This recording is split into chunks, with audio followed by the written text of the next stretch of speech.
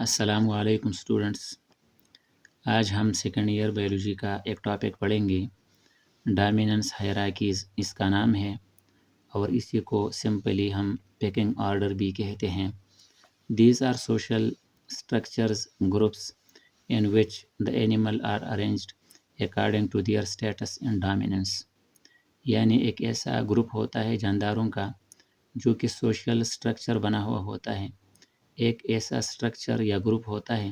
کہ جس میں سوسائٹی کی شکل میں جاندار رہتے ہیں، اور اس میں جو اینیملز ہوتے ہیں وہ ایک ترتیب، ایک رینج اور ایک رینک کے مطابق ارینج ہوئے ہوتے ہیں، اور وہ ترتیب ان کی سٹیٹس اور ان کی ڈومیننس کی بنیاد پر ارینج کیا ہوا ہوتا ہے۔ Position of an individual is decided by some agonistic behavior، aggressive behavior، اور انڈیویژول کی اس ترتیب میں جو پوزیشن ہوتی ہے وہ ڈیسائیڈ کیا جاتا ہے دوسرے جو ایگریسیو آرگینزمس ہوتے ہیں اس گروپ میں، وہ جو ایگونسٹک بیہیویئر شو کرتے ہیں یا ایگریسیو بیہیویئر شو کرتے ہیں، وہی جاندار اس ترتیب کو اور اس رینک کو پرفارم کرتے ہیں، اور اس رینج اور لائن میں ہر جاندار کی پوزیشن وہ اسپیسیفائی کرتے ہیں کہ کسی جاندار کا اس لائن میں کون سا پوزیشن ہے۔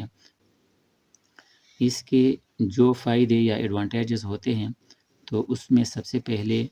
Decrease of aggression among the individual for feeding, mate selection and breeding site selection,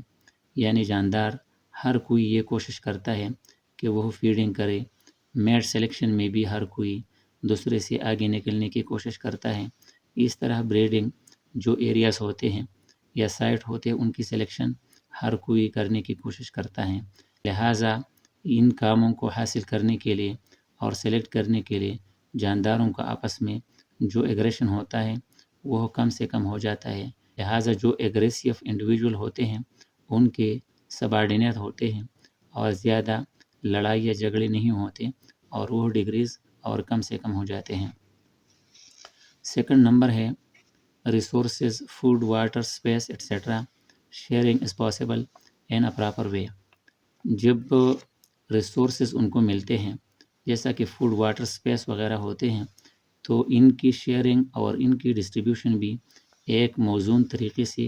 ممکن ہوتی ہے، اور ہر کسی کو اس کی ضرورت کے مطابق اس کو یہ ریسورسز ملتے ہیں۔ پھر آگے ہے in pecking orders the stronger animals can easily establish hierarchy, جو اسٹرانگر یا ایگریسیو اینیمل ہوتے ہیں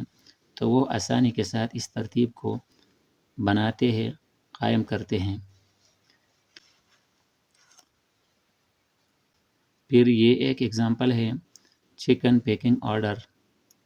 اس میں یہ ہوتا ہے کہ ہین کے جو چوزے ہوتے ہیں، جو چھوٹے بچے نکلتے ہیں ایگ سے، وہ چکن کہلاتے ہیں، اور ان چوزوں کا جو آرڈر ہوتا ہے اس کو چکن پیکنگ آرڈر کہتے ہیں۔ The order in which chickens are allowed to access food, water and bathing areas، یعنی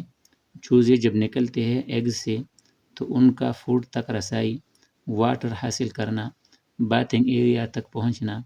یہ ایک آرڈر کے ساتھ ہوتی ہے جس کو پیکنگ آرڈر کہتے ہیں۔ The stronger and aggressive chickens on top of the flock، اور جو ان کا گروہ ہوتا ہے، جو فلوک ہوتا ہے، اس میں جو زیادہ اسٹرانگر اور ایگریسیو ہوتے ہیں، اوسیلے ہوتے ہیں، وہ چکن آگے اپنے آپ کو نکالتے ہیں اور وہ ٹاپ پر اپنے فلوک کے چلتے ہیں۔ By pecking others with beaks, یعنی وہ اسٹرانگر ہوتے ہیں، زیادہ ایگریسیو ہوتے ہیں نسبتاً، لہٰذا وہ اپنے چونچ سے دوسرے جانداروں کو سیدھا کرتے ہیں لائن میں، آرڈر میں، اور اپنے آپ کو ٹاپ پر پہلے پوزیشن پر لے کے آتے ہیں۔ اس کے بعد فرسٹ دے اسٹرٹ اباؤٹ، پھر وہ اکڑ کر چلنا شروع کرتے ہیں۔ فلف فیدرز، اور اپنے جو پر ہوتے ہیں ان کو سیدھا کرتے ہیں، ان کو مارتے ہیں۔ اینڈ اسکوک، اور تیز تیز آوازیں نکالتے ہیں۔ تو ان تینوں کاموں کا ایک مقصد ہوتا ہے، اور وہ مقصد یہ ہوتا ہے تاکہ جو آرڈر ہوتا ہے اس میں کوئی ڈسٹربنس پیدا نہ ہو، پھر بھی اگر ضرورت پڑے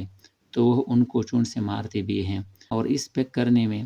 وائلنٹ ایک سچویشن بھی بن جاتی ہے اور لڑائی جھگڑا شروع ہوتا ہے، اور اسی میں جو زیادہ ایگریسو ہوتے ہیں وہ باقی جو اپوننٹ ہوتے ہیں ان کو مارتے بھی ہیں۔